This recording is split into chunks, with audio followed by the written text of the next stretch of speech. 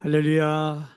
새벽을 깨우신 주의 백성들을, 특별히 4월의 첫날을 깨우신 주의 백성들을 예수님의 이름으로 환영하고 사랑하고 축복합니다. 아멘. 아멘. 하나님의 나라는 너희 안에 있느니라. 이 너희 안에라는 말은 우리 마음 안에 있다라는 것이 아니라 하나님의 나라는 예수님이다라는 말씀입니다. 두 번째, 이 하나님의 나라는 어느 때 임하는 겁니까? 라고 물었는데 하나님은 지금 여기에 있다라는 표현입니다.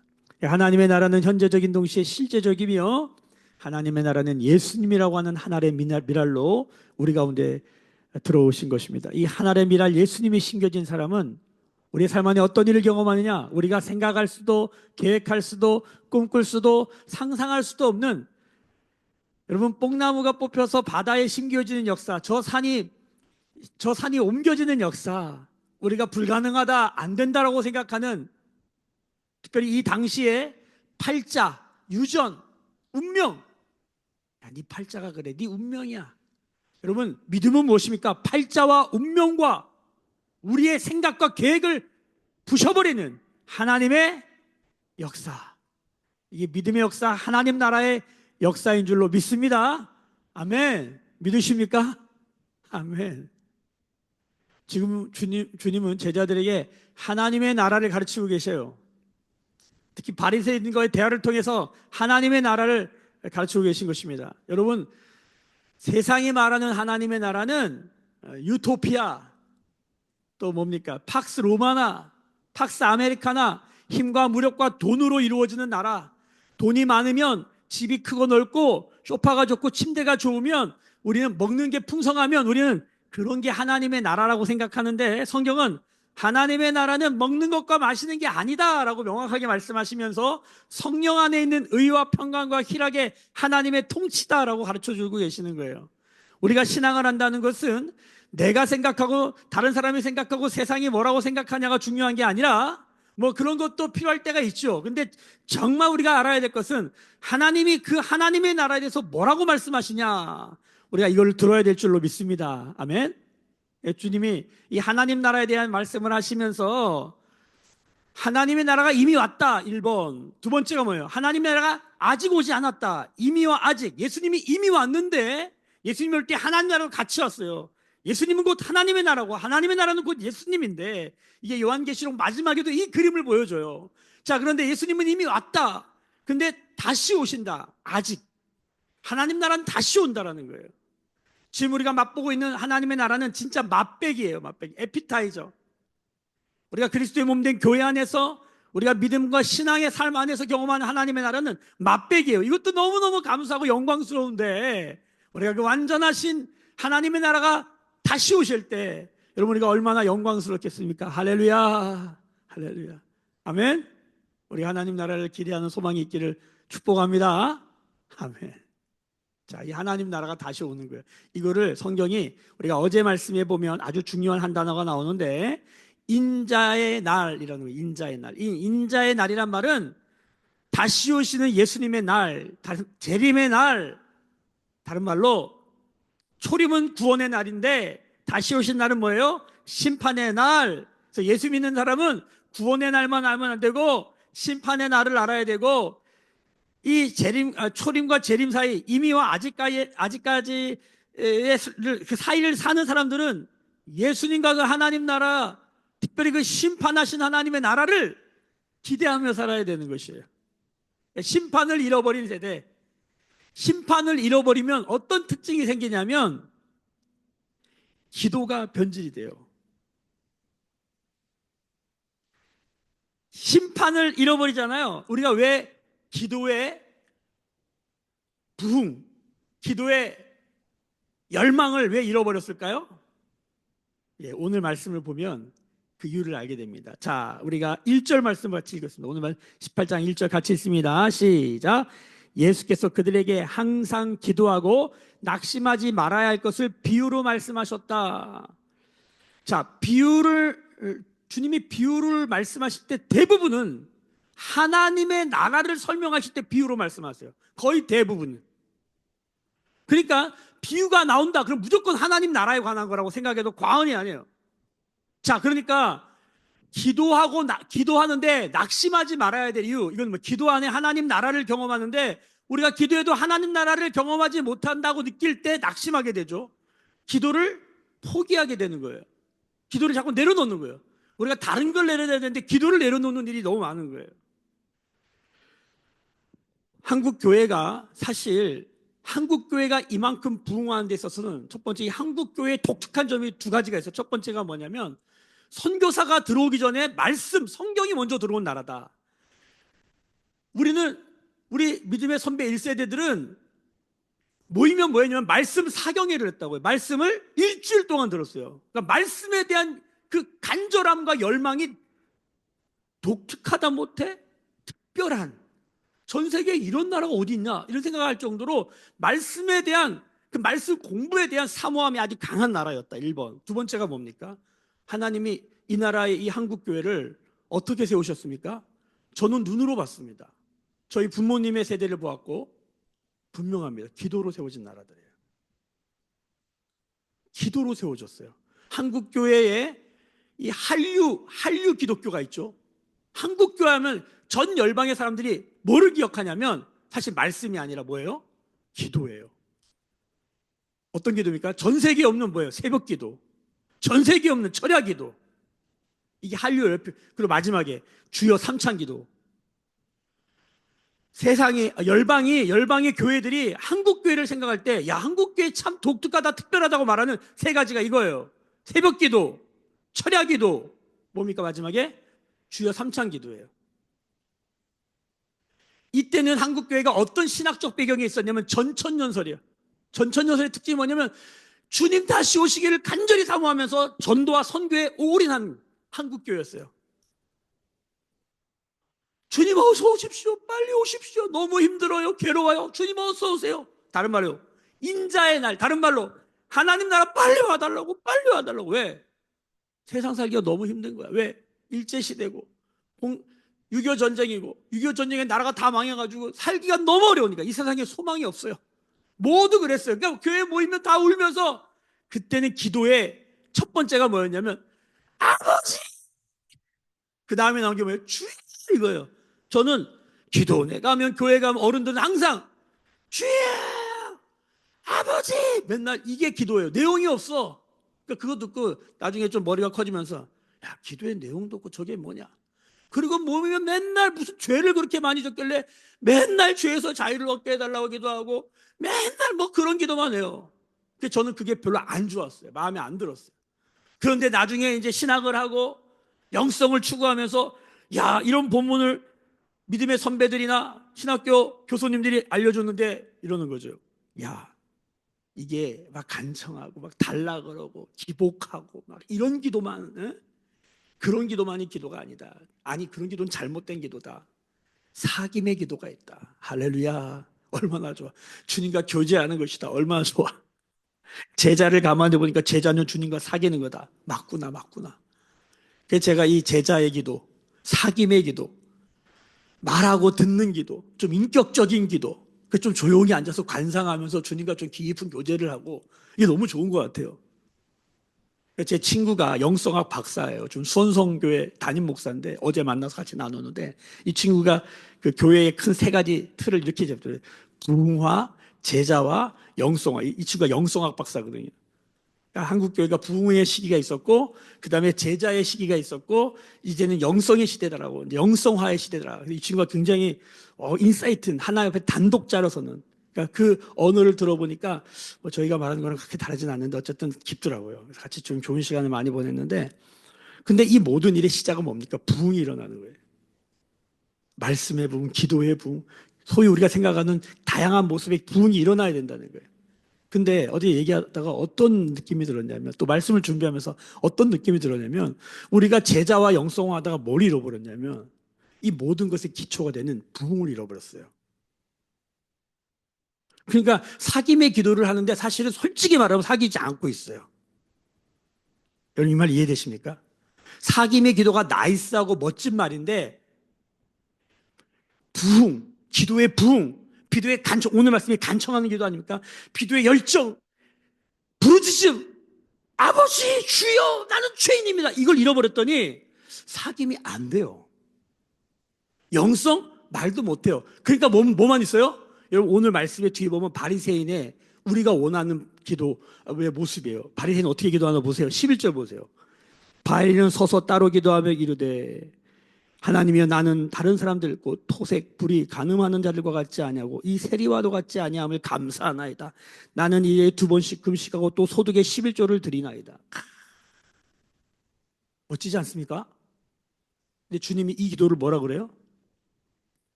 14절 내가 너희에게 이르노니 이에 저 바리새인이 아니고 이 사람이 의롭다 하심을 받고 그의 집으로 내려갔다. 이 사람은 뭡니까? 세리의 기도. 세리는 어떤 기도래요? 13절 보세요. 세리는 멀리 서서 감히 눈을 들어 하늘을 쳐다보지도 못하고 다만 가슴을 치며 이르되 하나님이여 불쌍히 여기서 나는 죄인으로소이다 하였느니라.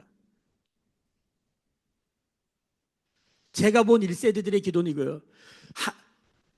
예전에 우리 어머니들은 뭘 그렇게 부끄러움이 많은지 아버지 앞에서도 제가 이런 제 은사 목사님이 항상 이 표현을 많이 쓰셨어요. 한복에 이 저고리를 입에다 이렇게 물고 기둥 뒤에 숨어가지고 남편 얼굴도 제대로 쳐다보지 못하는 여인의 상. 그게 뭐예요? 그게 왜 그렇게 살아? 그리고 뭔 그렇게 죄를 많이 져서 맨날 한편에 나가면 뭐 죄에서 자유를 얻게 되라고 보혈로 덮어달라고 그러고 이 죄에서 나를 좀 건져달라고 맨날 그런 기도하고 기도가 맨날 그 수준이야. 저는 이게 싫었거든요. 근데 요즘 제 생각은 우리가 이 기도를 다 잃어버렸어요. 요즘은 다 이 바리새인처럼 기도해요. 근데 주님이 뭐라고 그러냐면 누가 의로운 것이냐? 누가 의로운 것이냐? 이 세리처럼 기도해야 된다는 거예요. 기도의 기초가 안 돼 있잖아요. 사귐의 기도는 무슨 사귐의 기도입니까? 다 뻥치고 앉았는 거지. 무슨 영성의 기도입니까? 무슨 걸어다니면서 기도가 삶의 기도입니까? 아무것도 안 됩니다. 뭐가 안 돼 있으면, 기도의 기초가 안 돼 있으면. 죄송하지만 여기 권정열 권사님 정도 수준의 평생을 부르짖는 기도하신 분만 제가 보기엔 사귐의 기도, 영성의 기도 할 수 있는 좀 근거가 될 것 같아.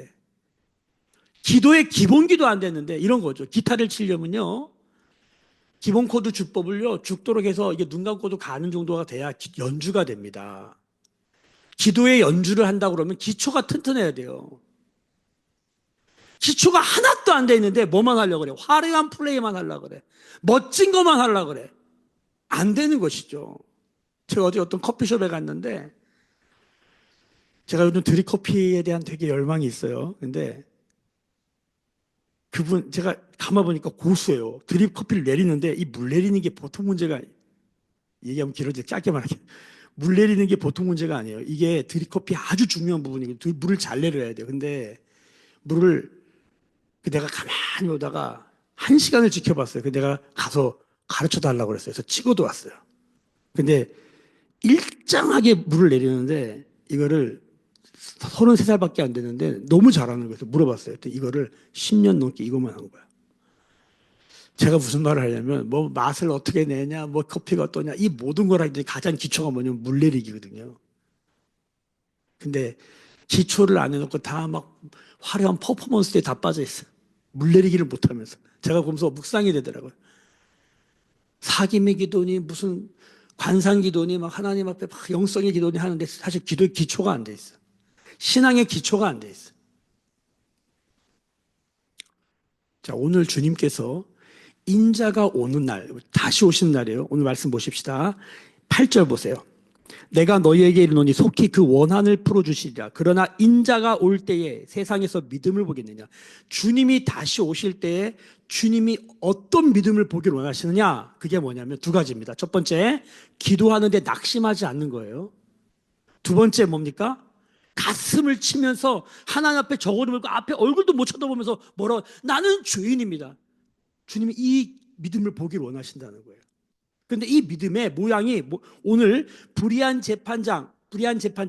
청지기 되게 됐죠. 세상의 불의한 재판장을 예로 들으시면서 이 불의한 재판장을 괴롭히는 한 여인의 이야기로 기도에 어떻게 낙심하지 말아야 될지, 기도에 어떻게 이 원한을 푸는, 기도를 어떻게 이 원한을 푸는 것인지에 대한 얘기를 하시는데, 자, 오늘 말씀의 포인트가 뭐가 있냐면 6절 보세요. 6절.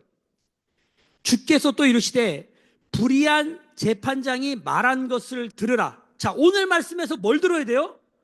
불의한 재판장이 말한 것을 듣는 게 묵상의 핵심입니다. 불의한 재판장이 뭐라고 말했는지 봐야 됩니다. 자, 4절을 보세요. 4절. 자, 이 여자가 와가지고 지금 무슨 원한이 있는데 나의 원수가 나에게 원한을 품겠는데 이 원한을 좀 풀어달라고 막 간청하는 모습이잖아요. 자, 그럴 때 이 재판장이 뭐라고 말하냐면 이 재판장은 불의하다. 뭐 하나님을 경외하지도 않고 사람을 존중하지도 않아. 그러니까 이 재판하시는 분이 높은 데 있는 분들이 이 하나님을 두려워하지 않고 사람을 존중하지 않는 분들이 상당히 있죠. 이때도 있지만 지금도 있는 것 같아. 하나님을 경외하지 않고 하나님을 두려워하지 않고 사람을 존중하지 않는, 사람 눈치만 보면서 이런 거 많죠. 자, 그런데 주님이 이걸 예를 들면서 우리가 너무 많은 분이 현실이니까 이걸 들으면서 이 여인이 어떻게 하고 있는 것 이걸 얘기하시면서 이 불의한 재판장이 하는 말을 잘 들으라는 거예요. 뭐라고 그러냐. 자, 5절 보겠습니다. 5절 같이 읽습니다. 시작. 이 과부가 나를 번거롭게 하니 내가 그 원한을 풀어주리라. 그렇지 않으면 늘 와서 나를 괴롭게 하리라 하였느니라. 여기서 키포인트는 뭐냐면 이 과부가 늘 와서 나를 괴롭게 한다는 거예요. 이 괴롭게 한다는 단어가 휘포피아조는 단어인데 이게 재밌는 단어예요. 이게 뭐냐면 권투용어래요. 권투용어. 이게 그 사전을 찾아보시면 눈 아래를 치다예요. 그러니까 이 여자 와서 계속 재판장이 눈 아래를 치네요. 눈 아래를. 이 눈 아래를 치다가 권투할 때 선수들이 눈을 치잖아요. 이렇게. 그러니까 눈탱이 맞는 거죠. 계속 눈을 계속 치는 거야. 이 여자가 와서. 눈을 계속 치니까 이 사람이 뭐라 그래요? 너무 번거롭고 괴로우니까 이 번거롭다가 뭐냐면 상처, 수고, 고통이라는 뜻이 있어요. 그러니까 눈 아래를 계속 치면서 하니까 내가 피해서 안 되겠다. 그래서 뭐 하는 거예요? 원한을 풀어준다는 거예요. 그러니까 세상 사람도 와서 계속 간청하면 원한을 풀어준다. 그러니까 많은 사람들이 이 기도의 포인트가 뭐예요? 포기하지 말고 끝까지 기도하라. 끝까지 간청하라. 틀린 건 아닌데 그거는 기도의 1단계밖에 못 간 거예요. 요 다음에 핵심이 뭐냐면 원한을 푸는 거예요. 여기서의 원한이 뭘까요? 우리가 살다 보면 원한을 많이 경험하잖아요. 원한이 뭡니까? 뭔가에 묶여버리는 거예요. 에? 이 원한을 어떻게 풀 거예요? 자, 근데 결론이 이겁니다. 우리가 살다 보면 뭐 재정적인 거, 관계적인 거, 상처를 받고 어려움을 많이 당하죠. 원한 같은 일들이 생기는 거죠. 저도 이 원한이 억울하다는 뜻인데 저도 억울한 일을 참 많이 당했습니다. 이 얘기만 하면 또 길어져요. 다 우리가 억울한 일 많이 당하잖아요. 자, 그런데 진짜 억울한 게 뭘까? 그러니까 내가 생각하는 원한, 세상이 생각하는 원한도 중요한데 성경이 우리한테 알려주는 원한이 있어요. 너희들 이런 거야. 너희들 진짜 지금 억울한 일을 당하고 있는 거야. 이 성경 전체의 메시지를 들어야 되는 거예요. 우리는 이걸 모르고 원한 비슷한 걸 자꾸만 풀려고 해요. 그것도 필요한데 진짜 우리의 원한을 풀면 인생이 완전히 풀린다는 거예요. 성경 메시지가 이거잖아요. 우리의 진짜 이 여인의 비유를 통해서 이 과부의 이 비유를 통해서 이 과부의 진짜 원한 이게 도대체 뭘까? 성경을 쭉 읽어보면 결론이 이겁니다. 오늘 이 기도에 대한 얘기를 하시면서 끝에 뭐라면 의에 관한 얘기를 해요. 누가 의롭냐? 나는 죄인입니다라고 말했던 이 사람의 기도를 들으신 하나님, 그리고 뭐라고 하냐면 얘가 의로운 거다. 이 죄인됨을 가슴을 치면서 하나님 얼굴도 못 쳐다보면서 죄인. 실제로 이 당시에 죄인은 여기 보면 멀리 있어서 예배당 가까이도 못 가요. 사람들 눈치가 보여가지고. 왜? 저런 매국노들 이런 소리 들었기 때문에 저 예배당 뒤에서 예배당인들 못 들어와요. 우리 교회도 보면은 이상하게 저기 앞에 못 오고 저 뒤에 앉는 분들이 있어요. 왜 그런지 모르겠는데 저는 가까이 있었으면 좋겠는데 성경에 보면 하나님이 그런 사람들도 잘 들어주셔. 어쩔 때 보면 그러니까 뭔가에 묶여 있어요. 불편해 보여. 근데 멀리 있어. 근데 결론을 말하면 이겁니다. 도대체 우리는 뭐에 묶여 있는 걸까? 그러니까 우리 이걸 뭐라 하냐면 궁극적 기만자라 그래요. 궁극적 기만. 우리를 궁극적으로 묶고 있고 궁극적으로 최종적으로 우리를 기반하고 있는 게 뭐냐? 성경은 딱 하나 얘기합니다. 요한계시록 읽어보면 그게 뭡니까? 원수, 사탄, 마귀. 그래서 이 여인이 원수에게 받은 원한, 지금 우리의 삶이 왜 이 모양이 됐냐는 거예요. 창세기 1장에 인간의 가장 오리지널 모습, 우리가 어떻게 타락하게 됐는지, 어떻게 죄에 빠져서 이 모양이 꼬라지가 되었는지에 대한 가장 오리지널을 보여주는데 거기에 누가 들어가 있냐면 원수, 사탄, 마귀. 예수님이 이 땅에 오신 이유는 사탄, 마귀를 멸하시러 왔다. 그러니까 우리의 궁극적 기만자가 뭐예요? 원수, 사탄, 마귀가 있다는 걸 알아야 돼요. 여러분, 우리 안에 원수, 사탄, 마귀가 있는 거예요. 이것 때문에 잃어버린 탕자도 생기는 거고 마다들도 생기는 거고, 다 모든 인간의 문제의 궁극적인 기만자가 원수, 사탄, 마귀. 근데 이걸 우리가 풀 수 있어요, 없어요? 이거 우리가 못 풀어요. 우리는 그저 하나님 이거 좀 풀어달라고 몸부림치는 것뿐이에요. 이 원죄 어떡하냐고. 이 원래 원복이었는데, 원의였는데 원죄가 돼버린 이거 어떡하냐고. 이걸 풀어달라. 이 정죄를 어떻게 푸냐고. 이 원한. 그러니까 우리가 뭐 인생에 꼬여 있잖아요. 그럼 제일 중요한 건 실타래 끝을 잡아야 돼요. 그래서 그 끝부터 천천히 풀어가야지 풀지. 이거를 모르겠다 아무 데나 손 놓고 막 잡아당기면 더 엉켜요. 성경이 우리 인생 전체를 조망해 주는데 우리가 왜 이렇게 됐느냐? 죄 때문인 거죠. 왜 죄가 우리한테 들어왔냐? 사탄 마귀가 있다는 거예요. 자기 사탄 마귀 이 원한, 이 억울함 이거 어떡하냐는 거예요. 결국은 인자에 오는 날 이 원한을 푸는 사람들이 있어야 되는 거예요. 우리가 이 영혼들을 바라보면서 이 사람들이 뭐에 묶여서 이 모양이 됐나? 이 세상이 왜 이렇게 됐나에 대한 이 몸부림, 이 원한을 어떻게 푸냐는 거예요. 주님이 마지막 때에 믿음을 보겠대요. 너희가 기도하고 낙심하지 말아야 될 것은 이 원한을 누가 푸냐는 거예요. 세상에서도 이 원한을 풀기 위해서 이렇게 간청하면 풀어지는데 우리는 이걸 어떻게 풀어야 되냐는 거예요. 여러분, 힌트는 벌써 나왔어요. 기도예요. 그리고 하나님 나라가 임하는 거예요. 그 하나님 나라는 예수 그리스도예요. 이게 성경의 메시지 핵심이에요. 아무것도 아닌 것 같지만 이 작은 미랄의 한 줄의 기도가 우리의 삶을 완전히 뒤바꿔 버리더라는 거예요. 세상을 뒤바꿔 버리더라는 거예요. 너희가 낙심하지 말아야 된다. 너희들 이 기도하잖아? 무슨 일이 안 일어날 거야. 겨자씨 하나만 같은 것이 아무것도 안 일어날 것 같아. 그러니까 너희가 이 기도를 포기하면 안 된다.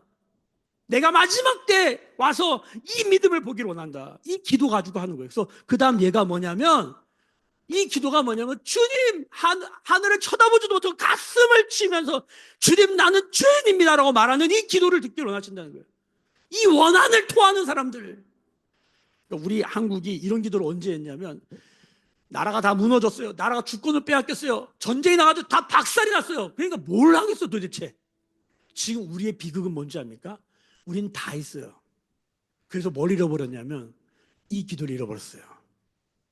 그리고 영성을 말하고 사귐을 말하고 관상을 말하는데 실제를 보면 죄송합니다. 아니야.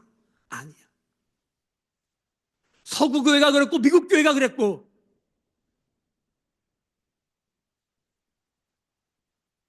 이 시대에 다시 우리가 회복해야 될 기도가 뭘까? 이게 사실은 간청하는 기도 아닙니까? 간청이 뭡니까? 비정상을 정상으로 되돌려달라는 거예요. 딸이 병들었는데 수로보니아 여인이 가나안 여인이 와서 예수님께 막 간구하니까 나는 개들에게 부름받지 않았다. 이방인에게 부름받지 않았다. 이 여인이 뭐라고 하면 개들도 주인의 사이 떨어지는 부스러기를 먹지 않습니까? 이렇게 부르시는 거죠. 요즘은 우리가 다 정상이라고 생각하는 게요. 별로 비정상이 별로 안 보이죠. 그럼 이렇게 생각하셔야 돼요. 내가 엄청 바리새인이 됐구나. 그래서 바리새인의 기도가 우리가 보기엔 괜찮은데 주님이 이것을 인정해 주잖아요. 뭐냐면 이건 자기의가 드러나는 거예요. 자기의, 자기애. 내가 이렇게 했습니다. 이 정도면 잘하고 있는 거 아닙니까? 요즘 한국교회 강력한 흐름 중에 하나가 뭡니까? 사람들이 자기를 사랑하도록 만드는 이슈예요. 근데 성경은 자기를 부인하고 예수를 시인하는 거, 예수를 바라보는 것에 하나님 나라와 하나님의 의와 하나님의 뜻이 다 숨어 있다는 거예요. 우리가 기도하고 낙심하지 말아야 될 이유, 마지막 때 이도하는 삶을 주님이 찾으시는 거예요. 오늘도 이 4월의 첫날 조국 대한민국을 바라보면서 우리 자녀들을 바라보면서 우리 가정과 교회를 바라보면서 우리가 어떤 기도해야 되는지. 바리새인 기도는 길죠. 근데 세례의 기도는 짧아요. 얼마나 감사한지 몰라요. 오늘 가슴을 치며 이도하는 껍데기만 아닌 우리 속까지 주님의 나라를 사모하는 오늘 새벽에 모든 예배자들 되시기를 예수님의 이름으로 축복합니다. 기도하겠습니다. 지금은 우리 주 예수 그리스도의 은혜와 하나님 아버지의 크신 사랑하심과 성령의 감화감동 충만케 주님의 기도를 하게 하시는 성령의 기름 부으심, 오늘 머리 숙여 묵상하며 기도하며 예배하는 주의 백성들의 머리 위에, 그들의 삶과 가정과 생업과 일상과 일터 위에, 매일교회와 조국교회와 열방에 나간 선교사님들 위해 지금부터 영원까지 함께 계실지어다. 아멘. 주의 영광 이곳에 가득해 우린 선의 주님과 함께 찬양하며 우리는 전진하리 모든 열방 주 볼 때까지. 오늘도 주신 말씀 붙들고 하나님 우리의 가정과 우리 교회와 이 나라의 민족에 하나님 다시 하나님 원한을 푸는 이 사탄마귀 귀신이 이렇게 우리의 삶을, 이 나라를, 우리의 가정을 망가뜨린 것들을 바라보면서 하나님 이 모든 비정상을 정상으로 돌려주시도록 하나님의 뜻과 나라와 의를 구하는, 먼저 그의 나라와 의를 구하는 하나님 우리의 기도가 회복되기를 원합니다. 우리 말씀 붙들고 우리의 삶 가운데 하나님 풀어주시기를 간청하면서 하나님 다시 회복되게 하시고 다시 정상이 되게 하시고 다시 온전케 되기를, 다시 의롭게 되기를 원하오니 주여 불쌍히 여겨 주옵소서. 주님 내가 죄인, 우리가 죄인입니다 고백하며 나가는 기도의 시간 되기를 소망합니다. 함께 우리 부르짖어 기도하시고 은혜롭고 자유롭게 돌아가시기를 축복합니다. 부르짖어 기도하십시다. 주여